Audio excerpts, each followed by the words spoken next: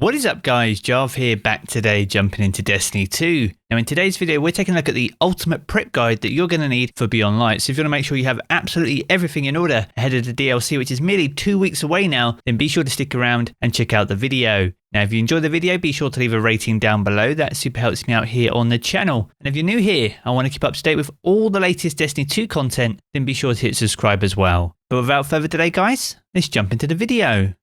Now before we jump into the meat of today's video, I want to first invite you all to the Jarv Community Hub. We have an expanding community here over on Discord. We've got just over 3,000 members now and a growing LFG. We've done some Divinity runs and some dungeons as well. So if you've got things that you need to get done ahead of the end of the current season, be sure to jump in. And if you want to fire team up and jump into the new season, which is merely a few weeks away as we said in the intro, then now is the time to do it. And you can find the link to our Discord server down in the video description below. Now over the last few weeks, we've covered different weapon archetypes, covering the top 5 for each one as preparation for the up and coming season. With the sandbox preview we got last week, some of those weapons are going to stand you in really good stead once we enter season 12. But today's video is approaching this from a different way, a more conventional way. So we're going to break this down in 4 different areas and cover how to store XP, the materials you want to retain, the resources you should be going after even now, and also storing Glimmer and any other key materials or engrams. Now if you would like, I've added timestamps in the video description below as well, so if there's key areas of focus you want to jump around to, feel free to do so. I've added the timestamps, as I said, down in the description below. Now the first area of focus is storing XP. Now each and every season, hundreds if not thousands of Guardians will complete as many bounties as their inventories will hold, as a way of carrying XP from one season into the next. And by completing bounties and only handing them in once you load up into season 12, that allows you to take XP from one season into the new season and gain an advantage over your fellow Guardians. Now when you think about stacking bounties, you want to first break them down into their various types. You have weekly bounties, dailies, and also repeatable bounties. Now weeklies will grant you 12,000 experience when handing them in. Dailies will grant you 6,000 per bounty and repeatables will grant you 4,500. Now one of the biggest reasons for carrying XP over was to try and fully unlock your seasonal artifact. This would give you a huge advantage in terms of leveling up as well. It would grant you additional power levels, which would give you an extra advantage upon the day 1 raid race, which is on the 21st of November. However, Bungie have confirmed that your artifact will be disabled for this activity upon the launch of the Deepstone Crypt raid. With that being said though, it's still well worth carrying as much XP over as you possibly can, as a way of fully unlocking your mods on your seasonal artifact. As we know, Oppressive Darkness is one of the best mods available on this season's artifact. It's in the final column of this season's artifact as well, so you'll need to carry over a lot of XP in order to fully unlock your artifact, to take advantage of those as soon as you possibly can. The last thing you will want is to jump into the raid race on day 1 and have not completed your artifact and unlocked all the mods that are available from it. Now in terms of the sources of the bounties that you want to complete, this is the full list of activities and destinations that you should be considering completing bounties for ahead of season 12. So this includes strikes, crucible, normal gambit, the moon, clan bounties, any trials bounties, and also gunsmith bounties too. Now naturally you want to prioritize the weekly bounties first, moving then to dailies, and if you have any space left, adding any additional repeatable bounties to max out your inventory. Now, an important thing to remember with any of the bounties that you complete is that a lot of destinations are being removed at the end of the current season and are being added to the Destiny content vault. Now, examples of bounties that you want to avoid are anything from the Black Armory, Gambit Prime, or Festival of the Lost Bounties. And additionally, any bounties that grant progress towards Infamy or Valor may negatively impact your powerful rewards, as they'll be limiting your rewards to Season of Arrival power levels. So the recommendation from Bungie directly is to go ahead and claim those bounties if you've completed them already, just to make sure you don't miss out on any of the XP that they have this season and also their Glimmer. So that summarizes storing XP and carrying that over into season 12. Next up, we look at materials and the ones that you want to be keeping.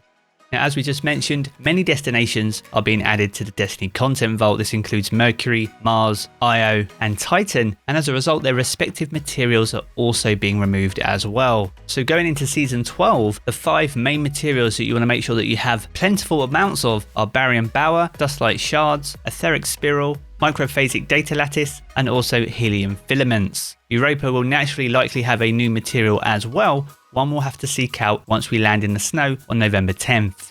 Now it is possible to farm these materials out in the wild in their respective destinations. You can also visit Spider over in a Tangled Shore, which will still be here in Season 12, and his stock rotates on a daily basis, and on occasions you can purchase them for legendary shards as well. With that being said though, what do we do with the materials for the destinations that are being added to the Destiny content vault?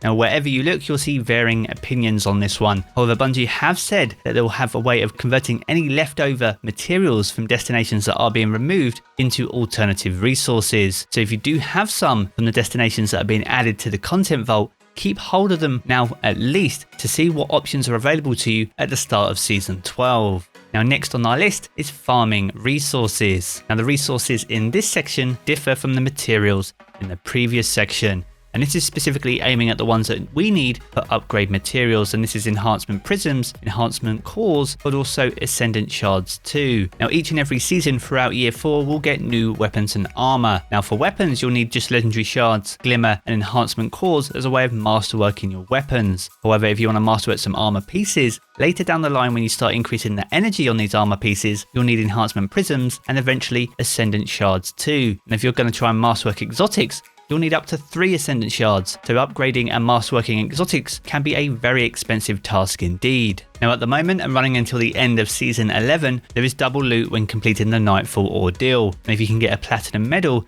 then you have a very high drop chance of not just exotics, but also ascendant shards if you can complete it on some of the higher difficulties. Now a thing to bear in mind is how you're going to store these upgrade materials. Enhancement cores can stack up to 999 in your inventory before moving and creating a new stack. However, enhancement prisms cap out at 50 and ascendant shards cap out at 10 per character.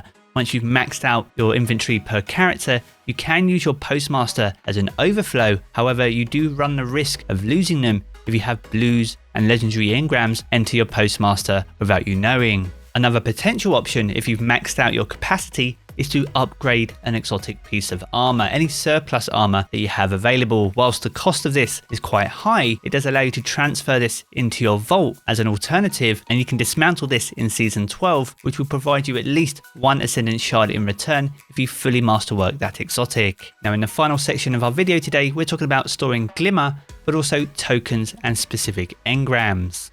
Now as we know, the cap for Glimmer is 250,000, which is substantially more than what we had back in Destiny 1. However, you can bank some in your vault by purchasing Zavala's Authority or the Other Side Sparrow. You should be able to find these from your collection if you search for them, and by purchasing them at a premium, you can dismantle them later to get some quick Glimmer if you need it. Remember, you use Glimmer for absolutely everything, every mod that you apply, every shader that you buy and equip, but also every upgrade you make to your weapons and armor. So if you find yourself running low, be sure to try and store some Glimmer in your vault at least, so you have some extra reserves for when you need them. Another resource you want to think about stacking up on is Vanguard tokens and also Crucible tokens. Both the vendors Zavala and Lord Shaxx are expected to see vendor refreshes as a result of Season 12. So to make sure you can get your hands on some of that early sweet Season of Redacted loot, then be sure to keep hold of as many tokens as you can and buy some boons from Lord Shaxx and Zavala respectively, and utilize these in any Nightfalls or Strikes or Crucible games that you run between now and the end of the season to get yourself some extra bonus tokens whilst you can. And the final recommendation in this video is to hold on to as many exotic engrams as you possibly can.